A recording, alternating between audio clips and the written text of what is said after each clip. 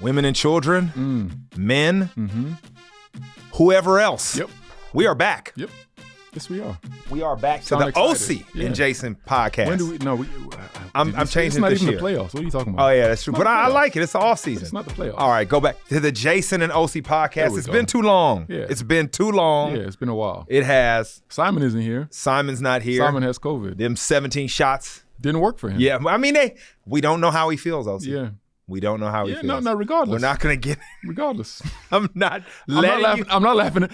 What I'm laughing at is the fact that we made so much fun of him for Right. all those shots. Yes. Oh, boy, he was first in line, too. He was. I was second in line. You were second in I'm line. second in line. I was ninth in line. You were ninth in line. You were in the back looking at us like, they're gonna. I gotta go. Oh, with but it. I got him. Yeah. Yeah.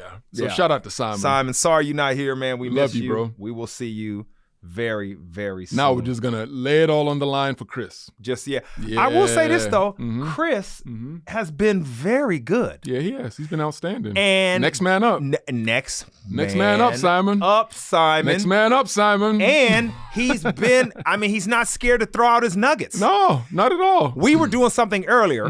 You commented on my response. I got that from Chris. Yeah. Chris told me to say that. You know, there's no squeaky bum time with Chris. There's a lot of squeaky bum time with Simon. I don't know, guys. I don't know if we can talk about this. I know. No, Chris is all for it. Just go. Go, yeah, talk. Go talk. right Yeah, now. Yeah. So, I don't mind getting kicked off the show. That's Chris. So, Simon, if you're listening, being a starter isn't guaranteed. That's not a guarantee. It's not man. guaranteed, as we Chris know. and Will. No, I mean, you know them boys. And now they're together. They're like giving they're each other scheming. nuggets that they didn't share with Simon. They're scheming on Simon. I get it. They're scheming on him. But it's cool. I totally understand. Sounds like what's happening in the NFL right now. Mm. There's a lot of movement. What's going on in the NFL, Jake, I mean, though? I've been sleeping. Tell me what's going on. Let me tell you Jake, something. though. We usually spend most of our offseason talking about everything else in the world, which we will. Correct. Because that's what we talk about. Mm-hmm. But this offseason, bro, this is new. Yeah. I've never seen, and for those who aren't even football fans, NFL fans, like really locked in, you never see quarterbacks. We talk about that position. You never see them change teams. Not good quarterbacks. Yeah, never happens. It doesn't happen, bro. He's there forever until something happens. You don't move on for him because who are you going to get? Yeah. Well, this offseason, They're like, showed we us- got somebody. We got something for you. we got something for you. And when you look at the movement, the big one, you look at Russell Wilson going to Denver. Yes. I would have never thought he was leaving Seattle. You knew something was happening. Go but Hawks. Yes, for that. Now, what's his Go Bronx now? What's I it? don't know. Or Go Bronx. let's ride. Let's ride. Let's That's ride. what he's doing. Let's ride. Let's Oh, my ride. gosh. Let's ride. Go Hawks to let's ride. I can't with Russell Wilson, man. He's there.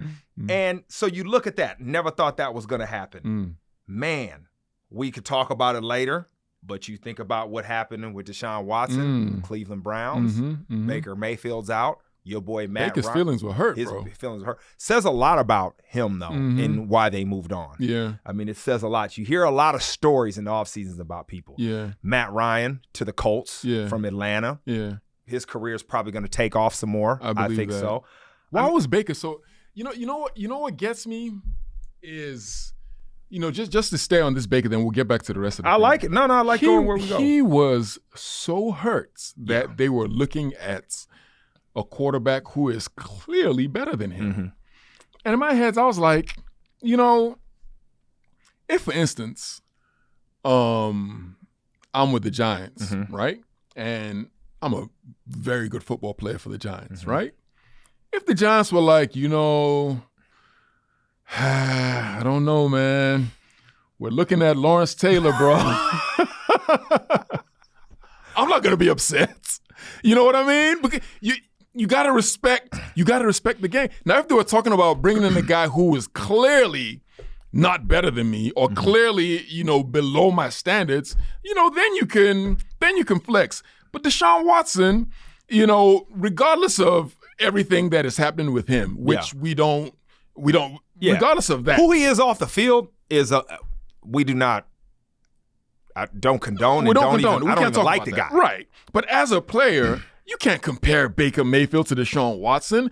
If the Cleveland Browns are looking for a upgrade at the quarterback position, Deshaun Watson is probably the only one available who is a clear and present upgrade. Why would you be so upset about that? It's just, when they said they need an adult in the room, maybe that's what they were talking about. I like Baker, which is the funny thing. Like, I really do. Yeah. I like him. But I just didn't understand this whole, they're looking at Deshaun. I'm gonna throw in the towel. I'm going to go in the towel. He's a better player than you, bro. That adult in the room, what you just said. Yeah. That position, the quarterback position in football, was the only one that didn't have to adhere to the standard all of the rest of us did. And what I mean by that is, that's a fact. We were subjected to competition at every turn. Constantly. Every single day. Every drill. Everything we did was compete, except that position. Quarterback privilege. Quarterback privilege is real. Quarterback privilege. It's real. That's what we're going to call it, QB privilege. It's real. Because you're right. It's real. You're right. You can't bring in anybody to compete with him. How does he feel? It's the only position they go, how's he going to feel? They don't care how we feel. Us. That's crazy. The quarterback position has always been coddled like that. Except now, what I'm seeing, and why I think this offseason is so unique, think of who's taken over. You have a lot of young GMs, a lot of young coaches, a lot of people that have been in the business, been in the game, have saw what's happened in basketball and other sports, movement. They're not scared of it. And one thing they're not scared of, Osi, I think, we know if you got that guy at quarterback. Yeah. You know if you are in an organization when you got a star. That's the star. But there's a lot of other people that have been kind of, run through the mud, just surviving. But they're not really special. They're okay, but they're not special. I think NFL teams, because if you want to win a championship, you got to be special at that position. Yeah. And if you're not, we'll ride with somebody who's a lesser known player until we get a special guy, and we will pay for him. If you want to win the Super Bowl. Copycat league. Yeah. Look what the Rams did. You gotta be special at that position. Defenses are no longer built to be able to shut down an offense completely. No. Right? Just doesn't happen. No. Doesn't happen anymore. The rules are set up. The rules are set up for offense, right? So if you don't have that guy who is special when it counts, we're not talking about 2000 Ravens anymore. No. We're not talking about any of that. The guy has to be special now. Not sure they had that guy before, but they do now. They do now. And you look at the Denver Broncos and getting Russell Wilson, right? And people are, you're trading away your future, You're doing this, you're doing that. Bruh, like, I want to tell people, like, we can't get people to plan for their future to do anything. Yeah. Right? People are like, this second. Why is it any different in sports? Everybody else besides ownership is short term. Everybody, players, coaches, management, GMs, everybody. It's like we got to do it. I can't. You could say I'm playing for 5 years. I might not be here for 5 years. Probably won't. And you're gonna blame these 2 years of losses on me anyways. Yeah. It's transactional, getting the best pieces in for the next year. I think that's what we're gonna see for a while until somebody changes it. Yeah. And that's why we've seen all this quarterback movement. So I mean, it's usually with free agency, you kind of comment on a couple of players moving anywhere and different teams. But, I mean, this truly is next level. To your point, you've always said it. Parity in the league, I don't know what's going to happen next year. Yeah, nobody knows. This has thrown it all off. This, I would say, not September, but maybe November of last year. To what are we in now? March of this year. Yeah, the NFL is like they're drunk. I've never seen the games. I've never seen none of this at this level in my entire life, and I've been associated with the game for now 20 years. Me neither. 20 years. Never seen it. Me neither. Wait a minute. That's a long time to be associated with the game. This is why we love it. And we know a little bit of stuff about it. Yeah. 20 years. 20 years, bro. NFL. Not college. NFL. NFL. Never seen 12 years anything as a like player, it. 7 years here. This is crazy. Yeah. And you look at it, you're right. Like, I just look at the landscape. If you are in a division with a quarterback, you can't build for the future. Yeah. Because if they're young, you can't set yourself up for losses for the next decade. You got to come heavy hand with investment to catch up. Yeah. And that's like what you see in the AFC West with Denver, KC, the Raiders, and the Chargers. What? All good quarterbacks. Derek Carr is the worst quarterback there, and he's good. He's very good, yeah. I mean, and now with Devontae Adams over there from Green Bay, I don't know what's going to happen, bro, but I'm very excited about what's going to take place. Your point earlier about because of the way the rules are set up, defenses aren't there to stop you. You got to have that dude. Man, I'm ready for another great season. Yeah, me too, bro. I'm ready for another great season. Me too. You know, I do want to say this. You sent out a tweet. Okay. And I want to think it's football related, but I think there's another side to this. Okay. I've tweeted twice. Okay. So which one are you talking about? You talking about the one where Lil Igwe was coming off that edge or the other one? Okay. That one stands alone. Okay. Because that's my future client. Yeah. And I don't want you to talk about him until he can sign. Yeah. You know? Yeah, so we're not going to discuss the greatness that is going to occur. Did you see his pad level? Listen. He got in the stance, good hips. He's getting off that edge. My other one's talking about basketball. I'm like, you missing out, Yeah, bro. yeah. And you saw the number that you put below that, what they paying pass rushers. Oh, yeah. I mean, that's... With inflation, it should be at about 100 by then. Listen, we're going to college for free. Yeah. And he's not getting any of your inheritance. Yeah, because he's gonna I'm gonna be looking to him. Be like, hey, buddy. I raised you. I showed you all this, buddy. You see that house over there? I want to live good now. But my bad, go ahead. Okay. Where were we? The second tweet. Yeah. Urban Meyer, former head coach of Jacksonville Jaguars. And a lot of things have come out. There was an article about the toxic nature of being involved with that team. Mm-hmm. And you put out a tweet. Yeah. Basically saying there was one thing they talked about that you didn't agree with. Mm-hmm. Because, as you said, when it's all going downhill, yes, a lot of things get fabricated. Yeah, 100%. Which just makes sense. Any joke you made when you have been perceived as not a great person that respects people, comes gotta up. take it all serious. Yeah, I think it's, that article it said a lot of things, right? Yes, yeah. But if you haven't seen it, read it. Yeah, it's interesting. It said a lot of things in that article, but the headline, what they tried to use to grab people's attention was, oh, he didn't know who Aaron Donald was. Yes. Right? Right. When they were playing them or maybe even preparing for them, the Rams. Which, to me, I usually would never respond to something like that, right? Yes. Because, hey. No, you don't. We know what Urban Meyer what they said he did and all this type of. So I'm not going to, get into any of that. But what I can't stand, right, is when somebody is down and he's getting, and people just want to continually publicly kick him. Yeah. Was he a good coach for the Jacksonville Jaguars? Absolutely not. Was he a good person for the Jacksonville Jaguars? From all the things that we're reading, no. But I did watch this man break down defensive line play before. I saw that with my own eyes. And it caught me off guard when I watched it because he's known as an offensive kind of guy, right? And he's a offensive guru or whatever they want to call it. And the way he broke down this defensive line play, the things that he was talking about, most people, I'm talking about 99% of the people in this world, I'm talking about pros, don't know.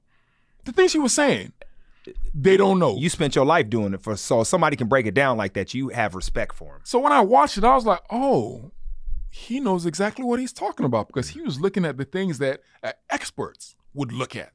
So he knows defensive line play. There's no way somebody who knows the intricate details of defensive line play doesn't know who Aaron Donald is.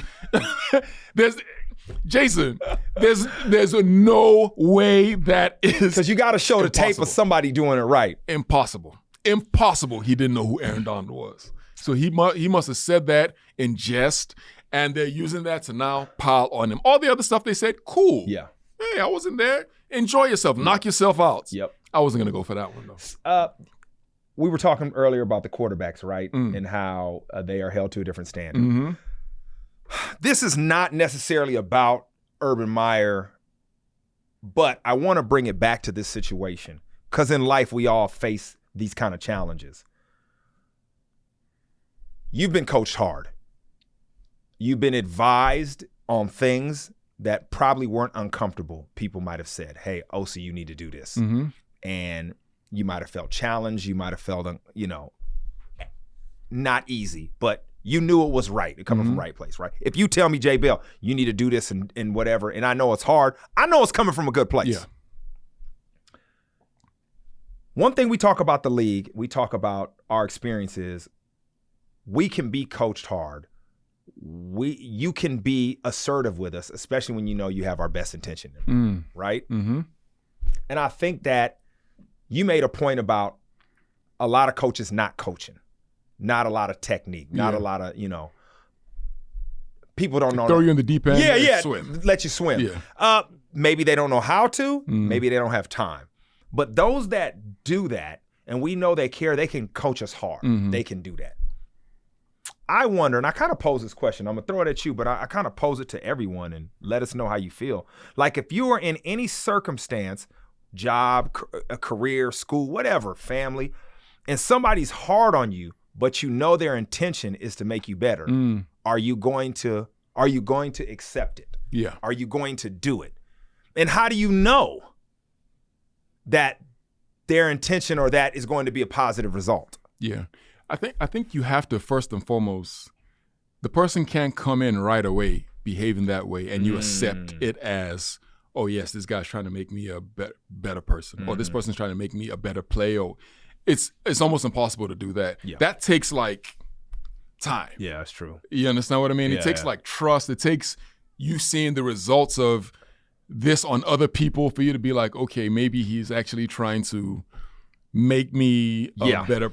Because if you don't know that and a person comes in and they're like doing all this and blah, you're like, man, what are you talking about, right? Yes. So after a while, when you've seen that, then you become more receptive to that kind of coaching and that kind of I'm talking about now in today's day. Yeah, it's different. When we were coming up, you just accepted it. Yeah. You just took it, right? Yes. Yeah. But now you gotta be careful. You do. With the way you talk to people and the way you treat them and all that type of stuff. You got to be a little bit more careful now. You said something and I think it was right. Listen first. Yeah. I think now that's what has to occur everywhere. And if you come in and you're trying to be assertive on your way of doing things and you're not listening, how could you really be of service? And really, when you are a leader and you are a CEO or whatever, you are there to serve, right? Yeah. Supposedly, right? Because you have to get the best out of everyone. Yeah. You have to lead, but to be a true leader, you have to listen and you have to kind of serve because you have to lead them by servicing them to make them better, to bring the whole organization up, the team up, whatever. So if you don't do that, you can't be effective. Yeah. And I think that is to me, in my estimation, if you're not established in what you do and what you provide and that you just make people better, you have to come with that first. Yeah. You have to show that you understand before they're going to understand you, or Yeah. I'm with you. Yeah. I'm with you. I mean, I just looked at that and I thought, there are some coaches that can get away with that. Yeah. But these coaches got track records. Yeah, they're good. They've been doing it for a while. They've been doing it for a while. They have. Let's drop something in here really quickly. Tell me. If possible. Tell me. And as soon as I say it, you're going to know where we're going. Okay. We're going to drop this in for Karen. Oh, it's Karen time. It's Karen time. That means we have just turned left or right, depending on what country you're in. We are exiting right now. Yeah. Okay. Shout out to Karen. So, as we know, Russia has invaded the Ukraine. Yes. Ukraine. Yes. A lot of catastrophe, a lot of devastation. Sad. War is just horrible. Mm-hmm. It's terrible. Mm-hmm. I'll say this. Yep.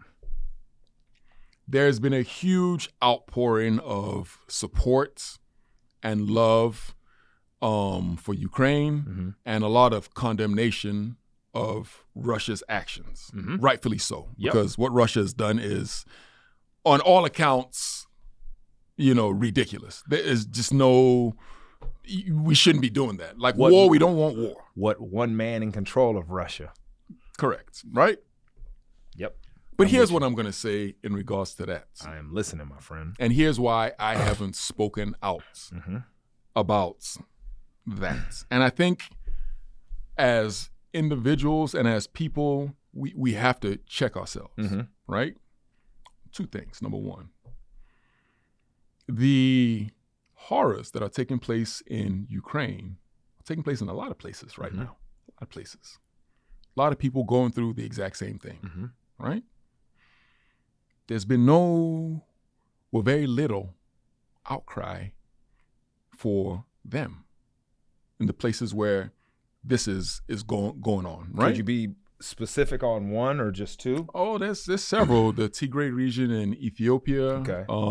And what's kind of happening in there, just for people that don't know? Mass murder. Yeah. Governments, it's bad. We could talk about the Saudi Arabia and what they're doing in Yemen. It's a lot going on in the world. Okay. But here's what I wanted to get to, because there's 3 countries that I can tell you categorically that I absolutely love. Okay. Right? Yes. It's Nigeria. I'm Nigerian. There's the United Kingdom, where I was born and that I live. I love this country. You do? You always say that. United States of America, which I will go to my grave saying is the best country on earth. You always have. Right? Said that. Love those countries. Yes. Right? We're going to talk about the United Kingdom and America. Right? If somebody invaded the United Kingdom or invaded America, I'm talking about they invaded those countries, I would take up arms. Right? Like I would, because of the things that I love about this country. I'm not a warrior, I'm not a violent guy, but if they did that, I would take up arms for these countries, right? Like I believe in them. Same way people are doing it in Ukraine and other places. 100%. Yes. I love these countries. But from studies and understanding what these 2 countries have done,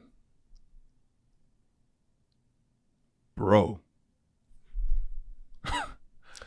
I'm talking about some of the most horrific things. Yeah. America went into 2 wars and sold it to the country on falsified information. I mean, you understand what I'm trying to say? Yeah. I'm talking about like 1 million people have been killed in Iraq, right? Yeah. And Vietnam and Iraq war, I mean, it was just completely discredited. Some of the reasoning. Some of the worst things have been done by these countries that I love. And I haven't come out with no outpouring. I haven't condemned them for what they did, because I love those countries and I live there. So I'm like, you know what? We can talk about it, but I'm not like full-throated condemnation of, what our countries have done. I think I've talked about it, but I haven't Yeah. And so all I'm saying is, in regards to people's reaction to what is going on with Russia and Ukraine, right? I think that we need to all be mindful, very mindful, of not only what's going on in other countries, but what our own countries have done. I think the people, like us, we can be full-throated in our condemnation of what's going on, right? But the governments, they need to be quiet. Well, if the governments are quiet, then what's happening there will continue to happen. I hear that. But I'm saying they have no moral to be, because when I hear them talking, they were like, oh, the this and they're bombing and they're killing and they can't be doing this and blah, blah. And I'm listening to them and I'm like, what about what you've done? Mm-hmm. Right? Yeah. What about what you are continuing to do? Because they're continuing to do that, right? And I just feel like we need to be mindful of that. Yeah, okay. Mm-hmm. That's it. That's all I wanted to say on that. No, I mean, nobody likes to talk about history, and well, some people don't like to talk about history where it makes them feel guilty. Yeah. Okay, we know that. I mean, you see what's happening in America with the fight on what's taught in schools purely based on that. I will say, no matter what, because you're right, I agree with what you're saying completely. You always need to know, I always think, but we still need to address what is happening in our face. Yeah. But you're right. I think that understanding historically how your country has behaved in circumstances like that lets you know and kind of understand from a global perspective what's happening. Yeah.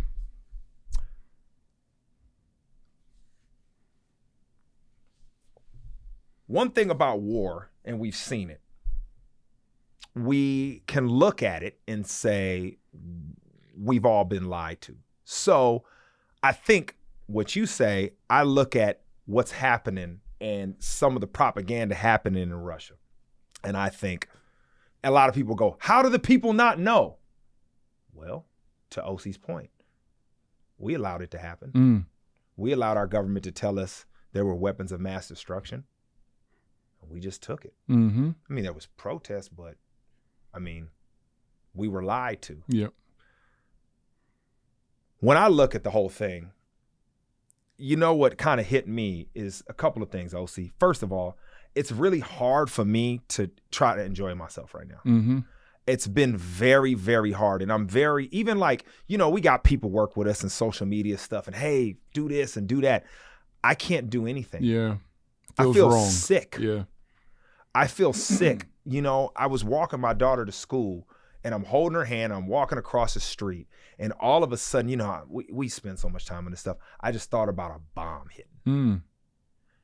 And I was effed up, bro. And I was thinking, like, you see people sending their family and they're staying to fight. And when war happens, bro, it does all the advantages you and I have, all the things we think we can do and know, and the hookups we got. Well, bro, you here. You're in it. So all I think about is how easy it is for people to move on with their lives. And that shit is difficult for me to do. So I'm looking at this. I'm learning everything I can from this. I'm supporting every way I can. But the scary part of it is you realize how people need to always be aware of wherever government, wherever they live, whatever situation they in. Look how close this is to happening to you. Yeah. And that comes back to what you were, what you're saying before. Be aware of what's happening. Be aware of your history. Be aware these things have happened before. There's things in America we talk about that are happening that we're like, hey, this is a precursor to this. This is not good. Be aware of this. This is why they're doing it. History tells us. But yet they're attacking what is taught because don't give them the playbook. Yeah. So, the one thing that, because you're 100% correct, there's something that also is very, very scary to me. Very. How quickly this could escalate. Yeah. This is my problem with the school walk. That is, bro, from the faucet, it's steaming hot.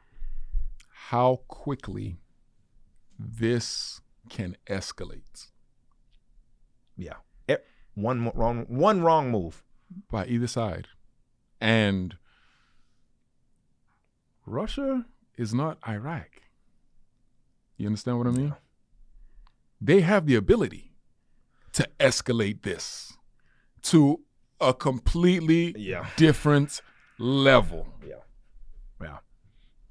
So when we're calling for whatever action you're calling for these governments to undertake, understand that. Are you ready to die? Are you prepared? You always say something. Are you prepared to lay your life on the line? Yeah. Are you ready for it? Yeah. And if you are, cool. Yep. Let's go. Yep. If you're not, chill. You always say that in like small things we go through. You're like, J. Bill, are you ready for this fight? Are you ready? Are you ready? Is this what you want? Because this is not. Because if this is what you want, we can go. Yeah. You understand? But if you're not, if you're just saying it to say it, if you're just upset, just chill. Just chill. Foreign policy is something else, man. The moves being made, the things, the implications of every single strategic decision. Crazy. But they're playing with lives. Yeah. And some people don't care. I don't know, Jay. I don't know. It's hard. You want to keep on living but this is a hard time for me, bro. This is a very, very, very hard time. I think living here has changed my perspective on a lot of things. Yeah. Very close. In America, very closed off. I mean, we are here. So. Yeah. That's it, bro. We're back. We are back. We're back on it, right? Yeah. Every 2 weeks now, I think Something it is. like that. I don't Something know. like that, yeah. We got a lot of African travels and all kinds of craziness, but whenever we can, but we're going to try to get back in it. And we have a lot of things to talk about. Yeah. So good to see you again. And next time we need to catch up what's happening in NFL Africa because some dope things are taking place. Oh, yeah. And we are on a mission. Well, Karen, I hope you enjoyed that. And it's the Karen segment of the show. It's the Karen segment. I kind of like it. I think we should make, whenever we're about to go there, this is for Karen. This is for Karen because Karens of the world can start at that moment. Exactly. And be like, all that other stuff I don't want to hear. And other people that aren't, they don't want the Karen part. They get that. It's some for everybody. It's where we are. My mom's outside, so she probably loves all this. So my favorite Belle. Yes, it Mama truly Belle. is. She agrees with what you say on the podcast on everything. So, who's her son? That being said, the Jason Osi podcast, glad to be back. We back at it. Holla at us. Send us some messages on anything you want us to discuss because we love it. Till next time.